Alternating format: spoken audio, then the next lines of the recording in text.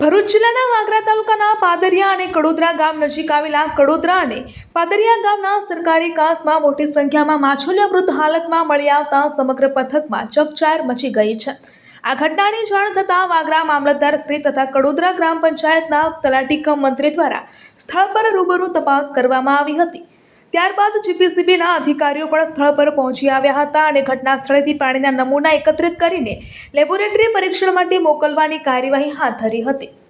સ્થાનિક રહેવાસી અરુણભાઈ ગોહિલે જણાવ્યું હતું કે સવારે સરકારી કાંસમાં મોટી સંખ્યામાં મૃત માછલીઓ જોવા મળતા તાત્કાલિક મામલતદારને જાણ કરવામાં આવી હતી। મામલતદારની હાજરીમાં સ્થળ તપાસ દરમિયાન જ્યાં સુધી મૃત માછલીઓ જોવા મળી હતી તે વિસ્તાર નજીક સુપરફોર્મ કંપનીની ગટર લાઇન સરકારી કાંસમાં મળતો હોવાનું સ્થાનિકોએ અધિકારીઓનું ધ્યાનમાં દોર્યું હતું। સ્થાનિક લોકોના જણાવ્યા મુજબ તેઓને શંકા છે કે કંપનીમાંથી છોડવામાં આવતા સંભવિત કેમિકલયુક્ત પાણીના કારણે જ માછલીઓના મૃત્યુ થયા હોઈ શકે છે। સ્થાનિકોનો દાવો છે કે અગાઉ પણ આ પ્રકારની ઘટના બની હતી અને તે સમયે પણ જીપીસીબી દ્વારા કંપનીને નોટિસ પણ આપવામાં આવી હતી અને વધુમાં તેઓનો એવો પણ દાવો છે કે અગાઉ જીપીસીબીની તપાસ દરમિયાન કંપનીના ગટર વિસ્તારમાંથી પણ મૃત માછલીઓ મળી આવી હતી, જેના ફોટોગ્રાફ્સ પણ તેમની પાસે ઉપલબ્ધ છે। સ્થાનિકોના જણાવ્યા મુજબ આ ઘટનાની જાણ કંપનીના અધિકારી મીના કરાજ સાહેબને પણ કરવામાં આવી હતી, પરંતુ તેમણે કોઈ સંતોષકારક જવાબ આપ્યો ન હતો। સ્થાનિકોનો આક્ષેપ છે કે તેમણે તમારે જે કરવું હોય તેવું કરી લો તેવો જવાબ આપવામાં આવ્યો હતો તેવું જણાવવામાં આવ્યું છે।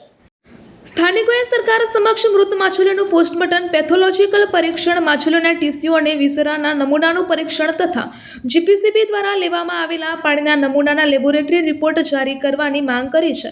સાથે જ જો વૈજ્ઞાનિક તપાસમાં કોઈ ઔદ્યોગિક એકમના પ્રદૂષિત પાણી અને માછલીઓના મૃત્યુ વચ્ચે સંબંધ સ્થાપિત થાય તો સંબંધિત કંપની અને જવાબદાર અધિકારીઓ સામે કાયદેસરની કાર્યવાહી કરવામાં આવે તથા અન્ય લાગુ કાયદા હેઠળ કડક કાર્યવાહી કરવાની માંગ પણ ઉઠી રહી છે। મારું નામ ગોહિલ અરુણ છે, હું પાટણના રહેવાસી છું। આજે સવારે જ્યારે અમે અમારી ગામની ચોકડી તરફ આવ્યા ત્યારે અમને જે અમારો કાંસ છે તેની અંદર મૃત માછલી જોવા મળી, તો અમને એમ લાગ્યું કે આ કોઈ કેમિકલયુક્ત પાણી મળ્યું છે, તેના લીધે મૃત્યુ પામી છે। તો અમે મામલતદારશ્રીને જાણ કરી ને મામલતદારશ્રી જ્યારે અહીંયા આવ્યા તો અમે તપાસ કરી ને તપાસ કરતાં જ્યારે અમે આગળ આવ્યા તો એ જે સુપરફોર્મ કંપની છે ને તેના ગેટની સામે ત્યાં એ કાંસ પૂરો થાય છે, તો અહીંયાથી જ અમને એવી શંકા છે કે તે ડ્રેનેજમાંથી પાણી આવે છે કેમિકલયુક્ત, તેના લીધે આપણે જે મચ્છી છે તે મૃત પામેલ છે। એની અમે જાણ અંદર કંપનીના સાહેબને બી કરી છે। કયા સાહેબને તમે જાણ કરી હતી? કંપનીના ભાઈ કરીને છે એચઆરના, તેમને જાણ કરી છે। ગવર્મેન્ટના કયા અધિકારી સાથે તમે વિઝિટ કરી? મામલતદારશ્રી સાથે વાગરાના। બીજા કોણ અધિકારી હતા તમારી સાથે? કડોદરાના તલાટીશ્રી હતા। ઓકે, તમે આ શું છે મતલબ કે મચ્છીમય રીતેનું કારણ તમને કઈ રીતે થયું કે શંકા એવી જાય છે કે કંપનીમાંથી જે કેમિકલયુક્ત પાણી છોડવામાં આવે છે તેના કારણે જ આ મચ્છી મૃત પામેલ છે। અગાઉ આ કંપની સાથે આવો કોઈ બનાવ બનેલો છે ખરો? હા, અગાઉ પણ 2-3 વાર આવું થઈ ચૂકેલ છે। જ્યારે બી ચોમાસાની સિઝન આવે છે ત્યારે આ વસ્તુ અમને વારે ઘડીએ જોવા મળે છે। ગવર્મેન્ટ દ્વારા એને કોઈ નોટિસ કે એવું કોઈ કંપનીને આપેલ છે? અગાઉ 2 વાર નોટિસ આપેલ છે। કઈ કંપનીને આપી હતી? UPL 12 સુપરફોર્મ।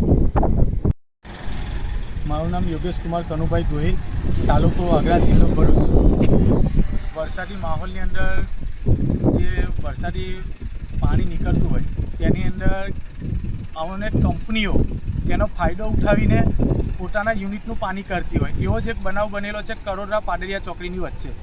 તો અમે તપાસ કરી કે આ જે માછલીઓ મળી ગઈ છે, સતત 3 દિવસથી આ માછલીઓ અહીંયા મળેલી જોવા મળી છે।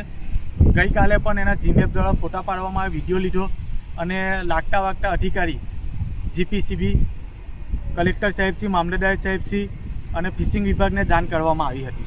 ત્યારબાદ આજે મામલતદાર સાહેબશ્રી રૂબરૂ વાગરા અને સર્કલ ઓફિસર વાગરા, તલાટી ક્રમ મંત્રી શ્રી કડોદરાએ સ્થળ વિઝિટ કરી કે પાદરિયા ગામના કાંસમાંથી મતલબ કે જે તળાવ છે ત્યાં પાણી જાય છે, ત્યાંથી તપાસ કરતાં આવ્યા તો માછલીઓ સુપરફોર્મ UPL કંપનીના ગેટની સામે જે ડ્રેનેજ છે, જે વરસાદી પાણીનો એમનો નિકાલ કરે છે, એની સુધી આ માછલીઓ મળેલી જોવા મળી। તેની આગળના ભાગે ના જોવા મળી, એની જે ઇન છે ત્યાંથી તે ઠેઠ પાદરિયા ગામનો કાંસ છે ત્યાં સુધી જોવા મળી છે।